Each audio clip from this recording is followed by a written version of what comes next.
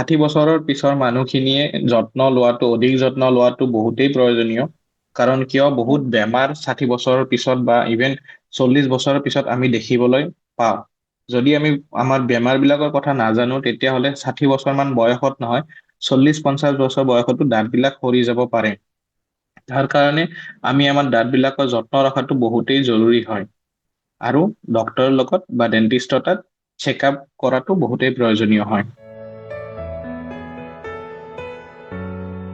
আমি 60 বছৰৰ পিছত আমাৰ জেনেৰেল ডেন্টিষ্টৰ তাত যোৱাটো খুবেই প্ৰয়োজনীয় হয়, কাৰণ আমি নাজানো যে আমাৰ কিবা বেমাৰ ভিতৰত আছে নে নাই।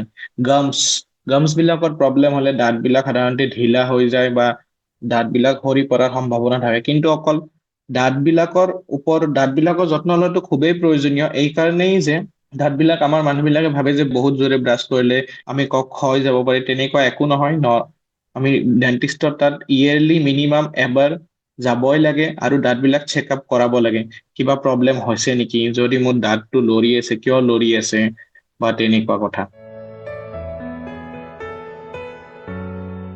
আমি কওঁ যে প্ৰায় 6 মাহৰ মূৰত এবাৰ যোৱাটো খুবেই প্ৰয়োজনীয়। 6 মাহত নোৱাৰিলেও এবছৰত যোৱাটো খুবেই জৰুৰী হয়, যাতে আমি গৈ পেলাই ডেন্টিষ্টজনক দেখাব পাৰো, ছাৰ মেম মোৰ এনেকুৱা কিবা কিবি প্ৰব্লেম হৈ আছে, কিয় হৈ আছে কাইণ্ডলি আপুনি চেক কৰক।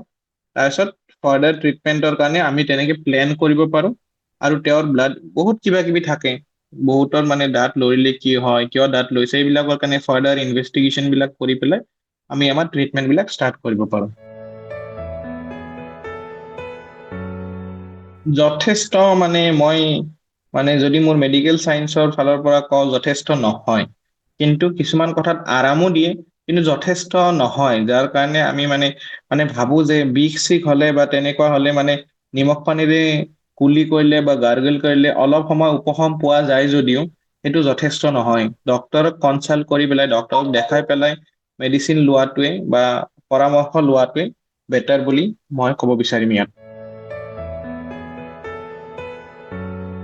খোৱা খাদ্যবিলাক যেতিয়া দাঁতত লাগি ধৰে তেতিয়াহ'লে আমাৰ বহুতো উপায় আছে।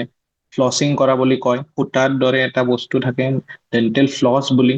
দাঁতৰ মাজত আজিকালি বহুত ভিডিঅ'জ এভেইলেবল আছে, ডেণ্টেল ফ্লছ কেনেকে ইউজ কৰা যায় সেইটো চাব পাৰি। ফ্লছ কৰি পেলাই খোৱা খাদ্যবিলাক উলিয়াব পাৰি। কিছুমান আৰু আছে ইণ্টাৰডেণ্টেল ব্ৰাছ বুলি আছে, যিবিলাক আমি বিভিন্ন ধৰণৰ ট্ৰিটমেণ্ট কৰিলে প্ৰেছক্ৰাইব কৰোঁ। সেই ব্ৰাছবিলাক ব্যৱহাৰ কৰিব পাৰি। কিন্তু এটা মিথ আছে, মই সেই মিথটো আঁতৰাব খোজো ইয়াত, যে টুথপিক লৈ পেলাই বহুত মানুহে আমাৰ ভাবে যে টুথপিক লৈ পেলাই খোৱা খাদ্য ফচি থাকিলে বা ষ্টাক হৈ থাকিলে, তো তেতিয়াহ'লে টুথপিক লৈ পেলাই সেইটো কেতিয়াও চলিউশ্যন নহয় যে টুথপিকেৰে আমি খোৱা খাদ্যটো উলিয়াই দিম।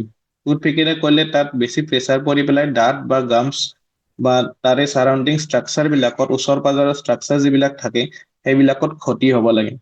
তো খোৱা খাদ্য ফচি থকাৰ এটা উপায় হ'ল ডেণ্টেল ফ্লচিং কৰাটো। আৰু ছেকেণ্ড উপায়টো ইণ্টাৰডেণ্টেল ব্ৰাছ বুলি আজিকালি আছে। তো ডেণ্টিষ্টৰ তাত গৈ পেলাই এইখিনি ক'লে তেওঁলোকে নিশ্চয়কৈ এইখিনি কথাৰ বিষয়ে আপোনালোকক আৰু ক'ব দেখুৱাৰ পিছত।